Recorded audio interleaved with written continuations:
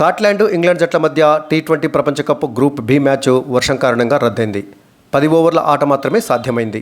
మంగళవారం టాస్ గెలిచి బ్యాటింగ్ ఎంచుకున్న స్కాట్లాండ్ నిర్ణీత 10 ఓవర్లలో వికెట్ నష్టపోకుండా 90 పరుగులు చేసింది.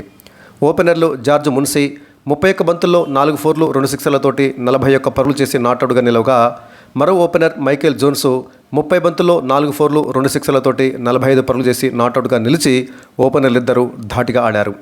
స్కాట్లాండ్ 6.2 ఓవర్లలో వికెట్ నష్టపోకుండా 51 పరుగుల వద్ద ఉన్నప్పుడు మ్యాచ్కు తొలిసారి వర్షం అంతరాయం కలిగించింది. చాలా సమయం వృధా కావడంతో ఇన్నింగ్స్ను 10 ఓవర్లకు కుదించారు. అయితే స్కాట్లాండ్ ఇన్నింగ్స్ పూర్తి కాగానే మళ్లీ వర్షం మొదలైంది. తిరిగి ఆట సాధ్యం కాలేదు.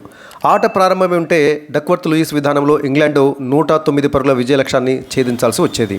మ్యాచ్ రద్దు కావడంతో ఇంగ్లాండ్ మరియు స్కాట్లాండ్ ఈ రెండు జట్లకి చెరొక పాయింట్ కేటాయించారు. అయితే వర్షం వల్ల ఈ మ్యాచ్ రద్దు కావడం అనేది ఇంగ్లాండ్కు దురదృష్టమనే చెప్పాలి. ఎందుకంటే ఈ మ్యాచ్లో స్కాట్లాండ్ మీద ఇంగ్లాండ్ ఈజీగా గెలిచే అవకాశాలే ఎక్కువగా ఉన్నాయి. కానీ మ్యాచ్ రద్దు కావడంతో 1 పాయింట్ తోటే ఇంగ్లాండ్ సరిపెట్టుకోవాల్సి వచ్చింది. ఇక తర్వాత ఇంగ్లాండ్, ఒమన్, తర్వాత నమీబియా దేశాల మీద ఆడవలసి ఉంది.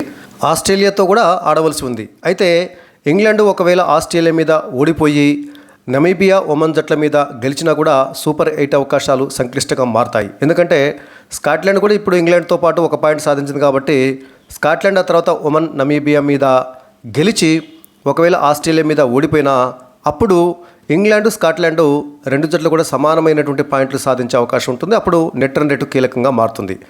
ఆస్ట్రేలియా ఈజీగా సూపర్ 8కు చేరేటట్టు అవకాశం ఉన్న నేపథ్యంలో మరొక బెర్త్ కోసం, అంటే గ్రూప్ బి నుంచి సూపర్ 8కు వెళ్ళడానికి మరొక బెర్త్ కోసము అప్పుడు ఇంగ్లాండు, స్కాట్లాండ్ జట్ల మధ్య పోటీ నెలకొని ఉంటుంది. సో ఈ మ్యాచ్ రద్దు కావడం అనేది ఇంగ్లాండ్కు కొంత దురదృష్టకరమని చెప్పాలి. సూపర్ 8కి వెళ్ళాలంటే ఇంగ్లాండ్ ఖచ్చితంగా నమీబియా, ఒమన్ దేశాలతో పాటు ఆస్ట్రేలియా మీద గెలిస్తేనే 100% ఛాన్స్ ఉంటుంది. అయితే ఇంగ్లాండు ఆస్ట్రేలియా మీద ఓడిపోయినా కూడా సూపర్ 8కి వెళ్ళడానికి అవకాశం ఉంటుంది. కాకపోతే అప్పుడు స్కాట్లాండ్ ఆస్ట్రేలియా మీదతో పాటుగా నమీబియా కానీ ఒమన్ మీద కానీ ఓడిపోవాలి. అంటే 2 మ్యాచ్లు ఓడిపోవాలి స్కాట్లాండ్. అప్పుడే ఇంగ్లాండ్కు సూపర్ 8కి అవకాశాలు ఉంటాయి. ఒకవేళ ఆస్ట్రేలియా మీద ఓడిపోయి నమీబియా, ఒమన్ మీద స్కాట్లాండ్ గెలిచిందనుకోండి, సేమ్ ఇంగ్లాండ్ లెక్క, అప్పుడు ఇంగ్లాండ్కి స్కాట్లాండ్కి 2 జట్లకు కూడా సమానమైనటువంటి పాయింట్లు ఉంటాయి.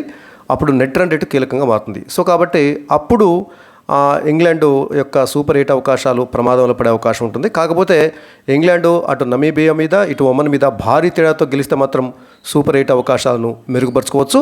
అదేవిధంగా ఆస్ట్రేలియా మీద గెలిస్తే ఇక ఎలాంటి సమీకరణాల సంబంధం లేకుండా సూపర్ 8కి వెళ్తుంది ఇంగ్లాండు. ఇది గ్రూప్ బిలో ఉన్నటువంటి పరిస్థితి. ఇక ఇప్పుడు ఈ మ్యాచ్ యొక్క స్కోర్ బోర్డును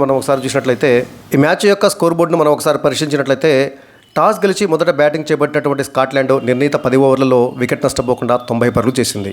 ఈ మ్యాచ్ ప్రారంభమైన సమయంలో 20 ఓవర్ల మ్యాచ్గానే స్టార్ట్ అయింది. కాకపోతే స్కాట్లాండ్ బ్యాటింగ్ చేస్తున్న సమయంలో 6 ఓవర్ల తర్వాత వర్షం రావడంతో ఆ తర్వాత మ్యాచ్ను 10 ఓవర్లకు కుదించారు. సో ఆ స్కాట్లాండ్ ఓపెనర్లు అద్భుతంగానే రాణించారని చెప్పాలి. వాస్తవానికి ఈ మ్యాచ్లో స్కాట్లాండ్ కూడా గెలిచే అవకాశమే ఉంది. ఎందుకంటే ఓపెనర్ల ఆట అలా ఉంది. ఓపెనర్ మున్సే 31 బంతులు ఎదుర్కొని 4 ఫోర్లు 2 సిక్సర్లతోటి 41 పరుగులు చేసి నాటౌట్గా నిలవగా, మైకేల్ జోన్స్ 30 బంతులు ఎదుర్కొని 4 ఫోర్లు 2 సిక్సర్లతోటి 45 పరుగులు చేశారు. అంటే ఓపెనర్లు ఇద్దరు కూడా చెరి 4 ఫోర్లు, చెరి 2 సిక్సర్లు కొట్టారు. అంటే వీళ్ళిద్దరూ అభేద్యంగా తొలి వికెట్కు 90 పరుగులు జోడించారు. ఇక 10 ఓవర్లు అయిపోయిన తర్వాత ఇంగ్లాండ్ బ్యాటింగ్ చేస్తుందనగా మళ్ళీ వర్షం స్టార్ట్ అయింది.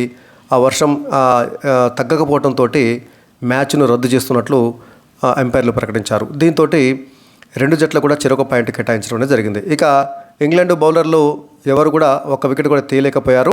మార్క్వుడ్ కానీ, జోఫ్రా ఆర్చర్ కానీ, మొయిన్ అలీ కానీ, క్రిస్ జోర్డాన్ కానీ, అదిల్ రషీద్ 10 ఓవర్ల పాటు బౌలింగ్ ఇచ్చినప్పటికీ 1 వికెట్ కూడా తీయకపోవడము ఇంగ్లాండ్ బౌలర్ల వైఫల్యంగా చెప్పుకోవచ్చు.